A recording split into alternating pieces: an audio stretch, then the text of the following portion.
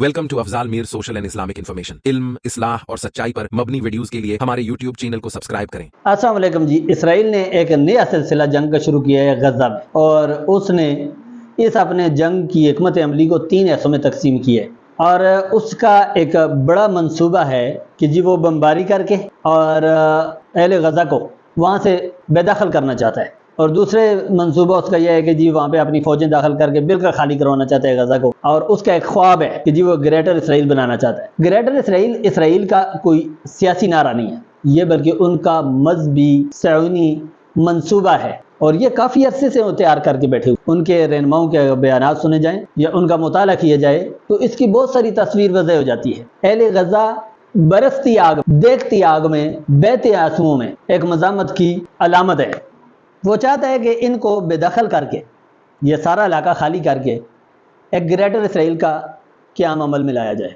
और ये कोई शार्ट सा मंसूबा नहीं है कि खाली रफ़ा क्रासन के ज़रिए इनको बेदखल किया जाए अहले गजा को, बल्कि इसमें फ़लस्तीन को पूरे को खाली कराना। और उनका मंसूबा कहाँ से कहाँ तक है, ये उनका बड़ा पुराना मंसूबा है जो उन्होंने पाया तकमील तक 2020 तक पहुँचाना था, लेकिन 2025 आ गया, थोड़ा आगे पीछे हो गया और कुछ साल लेट हो गया उनका। लेकिन वो मुकम्मल इसकी तैयारी कर रहे थे, और आज वो मुकम्मल इसकी तैयारी में कामयाब होते हुए दिखाई देते। इस उनके नए मंसूबे, जिसमें ग्रेटर इसराइल का मंसूबा है, इसमें वो इसराइल के जो सरहदें हैं वो दरियाए नील से लेकर दरियाए फुरात यानी इराक तक फैलाना चाहते हैं।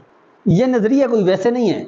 तुरात में एक आयत है और उसके मुताबिक ये अपना मंसूबा पूरा करना चाहते हैं, जिसमें लिखा हुआ है कि मैंने तुम्हारी नस्ल को वो ज़मीन दी जो कि दरियाए नील से लेकर अजीम दरिया दरियाए फुरात तक है। इसराइल के इस मंसूबे में शामिल जो इलाके हैं, जो उन्होंने नक्शा तैयार किया हुआ है और जिसके मुताबिक वो जिन इलाकों को अपने ग्रेटर इसराइल में शामिल करना चाहते हैं, उनमें मैन है पूरा फ़लस्तीन, लबनान, उर्दन, जनूबी शाम, इराक का मगरबी हिस्सा और सऊदी अरब का शमाली मगरबी हिस्सा। ये जो आले सऊद जो खुश हो रहे हैं और अरबों डॉलर की इन्वेस्टमेंट कर रहे हैं, ये यहाँ तक आना चाहते हैं। ग्रेटर इसराइल एक बहुत बड़ा मंसूबा है उनका, और उसमें वो इस सदी में आकर, इस मौके पे आकर 100% कामयाबी के साथ उसको पाया तकमील पहुँचाने की तरफ बढ़ रहे हैं। और उनके पड़ोस में जो मिस्र चुप करके बैठा हुआ है, बचना उसने भी नहीं है, क्योंकि इसी ग्रेटर इसराइल के मंसूबे में सिराय सीना, यह मिस्र का इलाका है और यह भी शामिल है।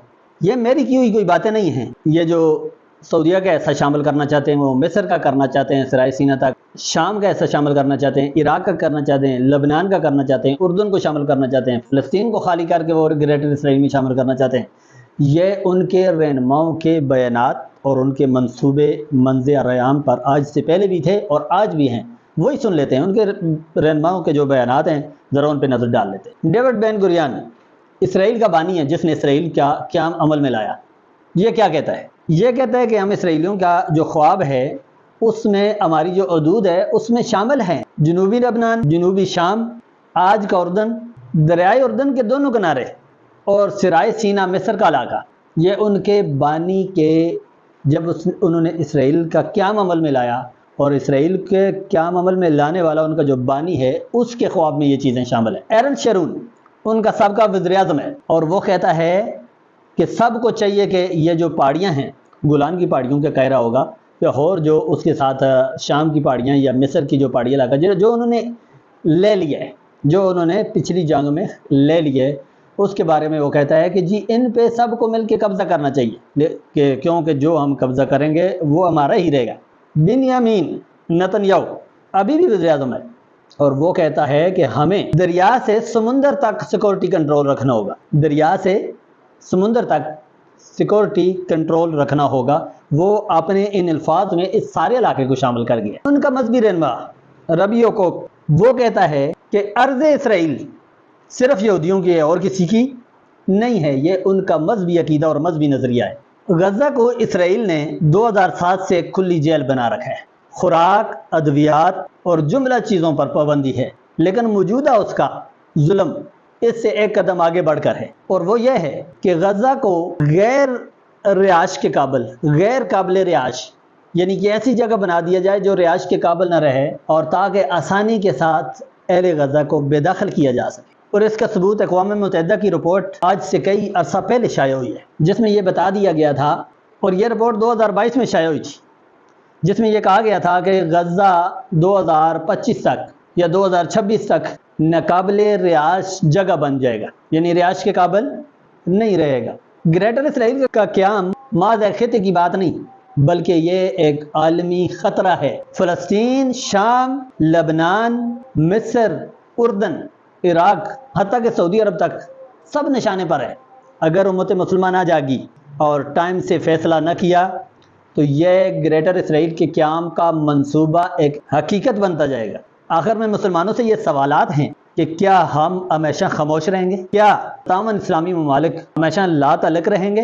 یہ آگ جو غزہ میں لگی ہوئی ہے، کیا یہ پورے عرب کو لپیٹ میں نہیں لینے والی ہے آنے والے دنوں میں؟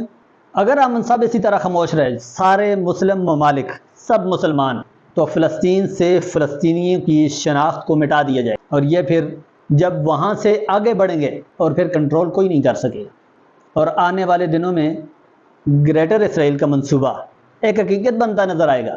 آج مسلمان حکمرانوں اور مسلمانوں اور 57 اسلامی ملکوں اور 2 ارب سے زائد کے مسلمانوں، یہ ساری ذمہ داری آپ پر ہے کہ آپ خاموش رہ کر ایک گریٹر اسرائیل کو بننے میں مدد کرتے ہیں، یا اپنا احتجاج ریکارڈ کرا کر اور مزاحمت کر کے اسرائیل کو اس کی حدود میں بند کرتے ہیں۔ وقت بتائے گا کہ کون کس کا اپنا تھا۔ اگر آپ کو ہماری معلومات اچھی لگی ہے تو ویڈیو کو مسلمانوں تک پہنچائیں، شیئر کریں اور چینل کو سبسکرائب کر دیں۔